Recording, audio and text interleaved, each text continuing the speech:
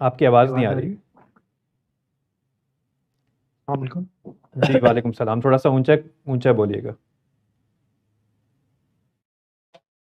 صاحب میرا سوال یہ تھا، صحیح بخاری کی ایک روایت ہے حضرت ابراہیم علیہ السلام کے بارے میں کہ انہوں نے اپنی وائف کو جو ہے وہ بادشاہ کے پاس بھیج دیا تھا، اور اس میں تھوڑا سا تقیہ بھی کیا تھا. تو یہ روایت کہاں تک صحیح ہے؟ کیونکہ انبیاء سے تو یہ توقع نہیں کی جا سکتی کہ وہ اس طرح کریں. اس روایت پر بہت کچھ تنقید کی گئی ہے، وہ تنقیدات آپ پڑھ لیجئے. روایات سب تاریخی واقعات ہوتے ہیں اور وہ انسان بیان کر رہے ہیں. انہوں نے کوئی چیز دیکھی ہے، انہوں نے کہیں سے سنی ہے، وہ آگے بیان کر دیتے ہیں. اس طرح کی چیزوں کو غور و خوض کے ساتھ پڑھ لیجئے، آپ کی سمجھ میں آ جائے اچھی بات ہے، ورنہ یہ کہ ان میں سے کسی روایت کے بارے میں بھی یہ دعویٰ نہیں کیا جا سکتا کہ جو کچھ واقعہ تھا وہ فی الواقع اسی طرح بیان ہو گیا ہے. انسانوں سے بہت کچھ غلطیاں اس میں ہوتی ہیں.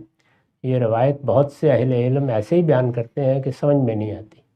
یعنی ایسے کون سے علاقے ہو سکتے ہیں جہاں بہن کے معاملے میں وہ بات ہو جو اس روایت میں بیان ہوئی ہے اور بیوی کے معاملے میں وہ ہو جو اس روایت میں بیان ہوئی ہے. ذرا باور کرنا بہت مشکل ہے اس بات کو. اسی طرح جو اس میں سیدنا ابراہیم کے بارے میں کہا گیا ہے وہ بھی سمجھ میں نہیں آتا، کیونکہ اس میں سے ایک واقعہ قرآن میں بیان ہو گیا ہے، اور جو واقعہ قرآن میں بیان ہوا ہے اس میں تو کسی جھوٹ یا کسی دھوکے کا کوئی سوال نہیں ہے.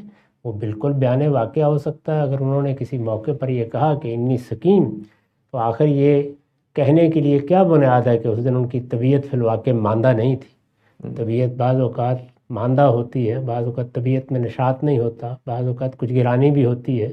یہ سب چیزیں انسان کے ساتھ ہیں. تو میرے نزدیک بھی اس روایت میں بہت سے مسائل ہیں. بس یہ ہے کہ جتنی آپ کی سمجھ میں آ جائے اچھی بات ہے، باقی نہیں ہے تو اسے لوگوں کے سپرد کیجئے. اس میں اتنا زیادہ پریشان ہونے کی کیا بات ہے. ٹھیک ہے، بہت شکریہ.